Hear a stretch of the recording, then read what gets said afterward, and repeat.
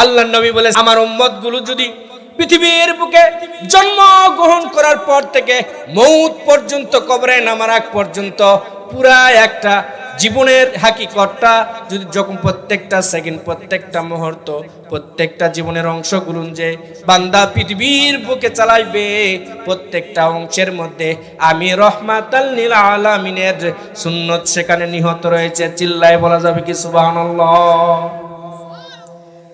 আপনি আমাকে পৃথিবীর বুকে যেভাবে আপনি আমি জীবন যাপন করতেছি, এর প্রত্যেকটা অংশের মধ্যে আমার বিশ্বনবীর সুন্নত নিহত রয়েছে।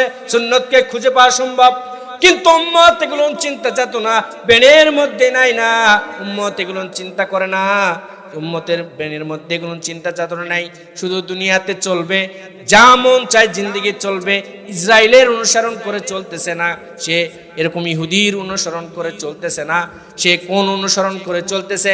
পৃথিবীর বাহ্যিক, পৃথিবীর কোন ডিকশনারিতে সে চলতেছে সে নিজেই টের পায় নাই। সে জানে না তার একজন নবী রয়েছে, সে একজন নবীর উম্মত, সে একজন পৃথিবীর মধ্যে শ্রেষ্ঠতম নবীর উম্মত।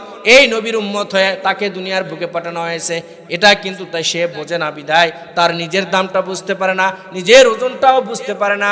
এই জন্য দুনিয়ার মধ্যে আমাদের হালত এরকম থাকে। কথা বলুন ঠিক কিনা ভাইয়ের আমার?